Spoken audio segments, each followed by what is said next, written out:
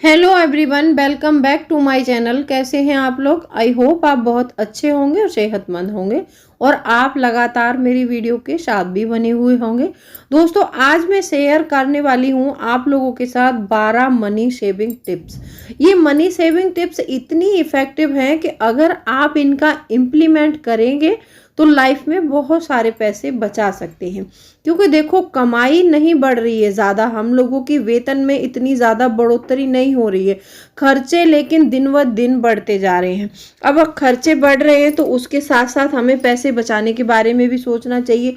क्योंकि अगर हम पैसे बचाने के बारे में नहीं सोचेंगे तो हम कहाँ से तो निवेश करेंगे, कहाँ से अपने रिटायरमेंट की प्लानिंग करेंगे और कहाँ से हम जो इमरजेंसी फंड इकट्ठा करना चाहते हैं वो कैसे करेंगे।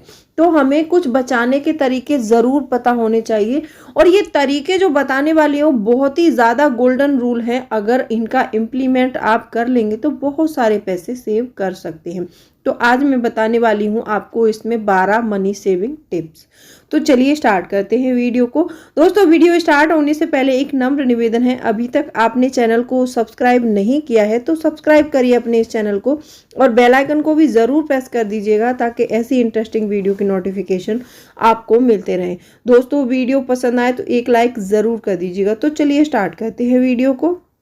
सबसे पहला पॉइंट आता है कि अपनी कमाई के आधार पर अपने खर्चे तय करें। देखो, बहुत से लोग क्या करते हैं पता है, कमाई तो उनकी महीने में 15,000 की हो रही है लेकिन खर्चे उनके 20,000 वाले हैं। अगर हम 15,000 की कमाई में 20,000 वाले खर्चे मेंटेन करते हैं तो ऑब्वियसली हम कर्जे में चले जाएंगे और लाइफ बिल्कुल भी अच्छी तो बिल्कुल नहीं चलने वाली।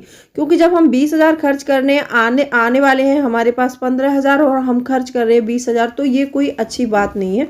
आप जब भी बजट बनाएं आप अपना, तो अपनी कमाई के आधार पर बजट बनाएं और सबसे पहले बजट बनाने से पहले अपनी कमाई का 10% हिस्सा नहीं तो 20% हिस्सा ज़रूर सेव कर दें। उसके बाद में जो भी पैसा बचता है 80% बचेगा, उसमें आपको अपने घर का बजट बनाना है।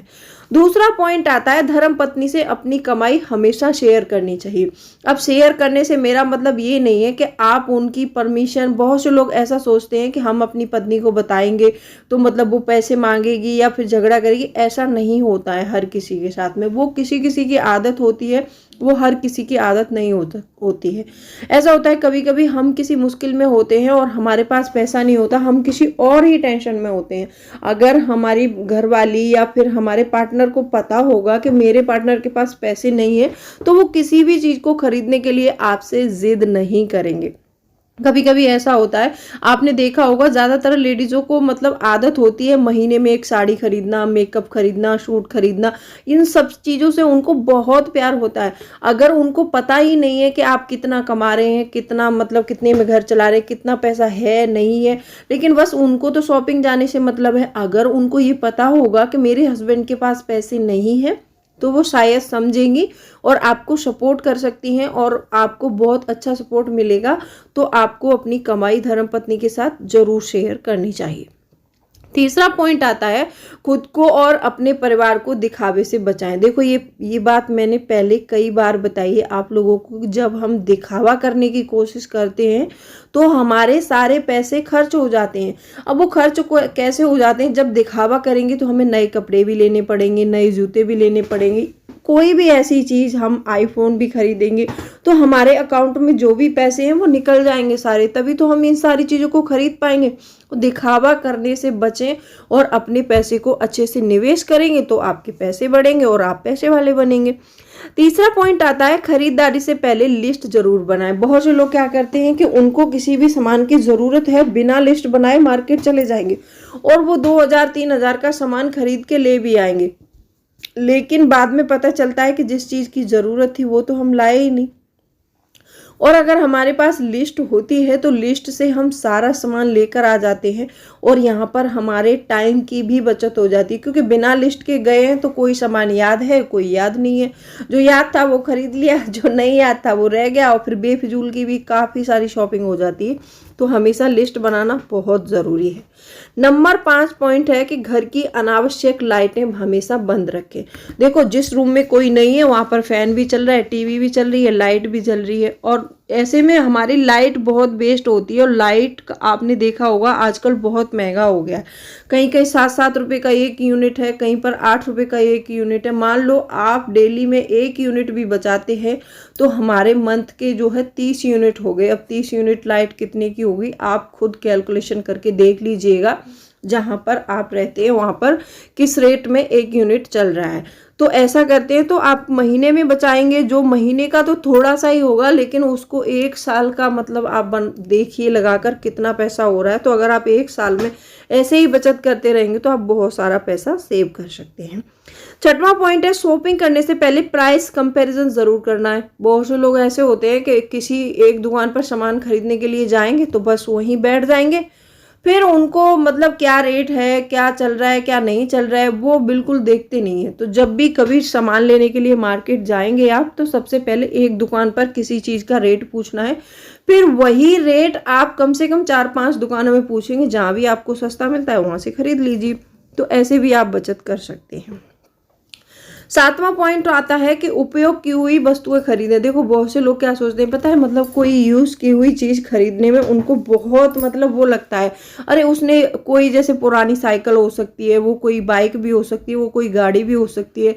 आप पुरानी चीज खरीद के मतलब पुरानी चीज हमें आधे में मिल जाती है, अगर हम नई खरीदेंगे तो वो फुल रेट पर आएगी। अगर हम पुरानी लेंगे, मान लो 1-2 साल चली हुई है कोई चीज और हमने खरीद ली, मान लो कोई चीज 1 लाख रुपए की तो न्यू आ रही है, वो हमें मतलब आधे रेट में मिल जाती है, और उसमें हम ऊपर से 25,000 रुपये में मतलब उसका मेंटेनेंस करा लेते हैं तो वो 75,000 में पड़ जाएगी। तो हमें मतलब 25,000 रुपये की ऐसी बचत हो सकती है। तो ये भी सोचना बहुत ज़रूरी है। नंबर 8 है, जियो और इंटरनेट का उपयोग करते समय ये ध्यान रखना चाहिए कि हम कितना उपयोग कर रहे हैं, और उसको महीने भर उपयोग करते हैं तो उससे कमाई के जरिए हमें कुछ ना कुछ ढूंढते रहने चाहिए। इंटरनेट हमें फालतू में बर्बाद नहीं करना चाहिए। हम क्या करते हैं कि पूरे दिन बस यूट्यूब पर स्क्रॉल कर रहे हैं, इंस्टाग्राम पर स्क्रॉल कर रहे हैं, ये सब नहीं करना है। आपको पैसे कमाने के बारे में सोचना जरूर है। अगर आप इंटरनेट यूज़ करते हैं तो आप ये ज़रूर करिए, या फिर कोई ऐसी वीडियो देखिए कि जिससे आपको कुछ लाभ हो सके। फालतू की वीडियो देखने में अपना टाइम और नेट दोनों वेस्ट नहीं करना है। नंबर 9 पॉइंट है, खरीदारी से पहले ऑफर या कूपन ढूंढें। देखो बहुत सारे लोग ऑनलाइन भी शॉपिंग करते हैं और ऑफलाइन भी शॉपिंग करते हैं। अगर आप ऑनलाइन शॉपिंग के शौकीन हैं तो आप देखिए कि आप जो घर की ग्रोसरी खरीदते हैं या फिर कोई भी आइटम आपको परचेस करना है तो कौन सी वेबसाइट पर हमें सस्ता मिल रहा है, कौन सी वेबसाइट पर हमें अच्छा ऑफर मिल रहा है, कहाँ पर हमें कूपन मिल रहा है। बहुत से लोग ऐसा भी होता है कि जब हम पेटीएम करते हैं तो वहाँ पर हमें कुछ रिवार्ड पॉइंट मिलते हैं, ऐसा होता है। तो उसकी आपको ढूंढते रहना चाहिए जब भी आप खरीदारी कर रहे हैं उससे पहले। 10वां पॉइंट आता है, कारपूल का उपयोग जरूर करें। देखो कारपूल क्या होता है कि जैसे मान लो हम कई लोग हैं, एक ही बिल्डिंग में रहते हैं और हमारा ऑफिस और उनका ऑफिस पास पास में है। वो भी अपनी 4 व्हीलर से जाते हैं या फिर आप भी अपनी 4 व्हीलर से जाते हैं। अगर मान लो एक ही ऑफिस में दोनों का घर है, मतलब सॉरी एक ही बिल्डिंग में दोनों का मकान है और दोनों ही एक ही जगह जाते हैं, तो वहाँ पर कारपूल का उपयोग आप कर सकते हैं। 15 दिन आप उनके साथ जा सकते हैं, 15 दिन वो आपके साथ जा सकते हैं। तो 15 दिन का पेट्रोल या डीजल आपका बचेगा, 15 दिन का उनका बच जाएगा। तो ऐसे भी इससे भी हम बहुत सारा खर्च कम कर सकते हैं। तो ये तरीका बहुत अच्छा है। जहाँ भी आप ऑफिस में काम करते हैं तो वहाँ पर आपको ज़रूर देखना है कि कहाँ पर मतलब मेरे ऑफिस के पास में या फिर मेरे ऑफिस में कौन है, तो आप ऐसा ऑप्शन ढूंढ सकते हैं अगर आपकी बनती है किसी से। तो 11 पॉइंट ये है कि नियमित व्यायाम और योग करना है। ये पॉइंट वैसे हेल्थ से जुड़ा हुआ है, लेकिन हेल्थ भी हमारी पैसे से ज़्यादा ज़रूरी है। अगर हमारी हेल्थ अच्छी रहेगी तो हम जो है अपना पैसा भी कमा सकते हैं, अच्छी चीज़ों के बारे में भी सोच सकते हैं। अगर हमारा हेल्थ ही अच्छा नहीं है तो हम कुछ नहीं कर सकते। हेल्थ सबसे ज़्यादा मतलब सबसे पहले हेल्थ ही आता है। तो आपको अपनी हेल्थ का ध्यान भी रखना है। ये सारी चीज़ें जब आप कर रहे हैं तो इसके चलते हुए आपको कैसे ना कैसे करके 1 घंटा अपनी हेल्थ के लिए ज़रूर निकालना है। 12वां पॉइंट आता है, पब्लिक ट्रांसपोर्ट का यूज़ ज़रूर करें। देखो बहुत से लोग क्या करते हैं पता है, उनको मान लो 250-300 किलोमीटर दूर जाना है तो वो क्या करेंगे कि अपनी गाड़ी या फिर अपनी बाइक से जाने का प्रयास करते हैं। अगर वो अपनी गाड़ी से जा रहे हैं तो वहाँ पर 200-250 किलोमीटर में अपना कम से कम 3 से 4 हज़ार रुपये का पेट्रोल या फिर डीजल लग जाएगा आराम से। अगर वहीं पर हम ये यात्रा मतलब ट्रेन से या फिर और बस द्वारा ऐसे करते हैं तो वहाँ पर बहुत सारे पैसे बचाए जा सकते हैं। अगर ये तरीका पसंद आया हो तो वीडियो को लाइक ज़रूर कर देना। तो जब भी लंबी यात्रा पर जाएं तो आप पब्लिक ट्रांसपोर्ट का यूज़ ज़रूर करें। एक नहीं, एक दो बार करके देखिए। अगर आपको लगता है कि इससे हमें फ़ायदा हो रहा है तो आगे इसको कंटिन्यू कर सकते हैं, वरना आप इसको छोड़ सकते हैं। तो कैसे आज मैंने वीडियो में बताया ये 12 पॉइंट में से कौन सा पॉइंट पसंद आया तो वीडियो को लाइक करना, और चैनल को अभी तक आपने सब्सक्राइब नहीं किया है तो फिर से आपसे एक नम्र निवेदन है, सब्सक्राइब करिए अपने इस चैनल को और बेल आइकन को भी ज़रूर प्रेस करना, ताकि ऐसी इंटरेस्टिंग वीडियो की नोटिफिकेशन आपको समय से पहले मिल जाए। और कोई भी क्वेरी है तो आप मुझे कमेंट करके पूछ सकते हैं। तो चलिए मिलती हूँ अगली वीडियो में। Thanks for watching.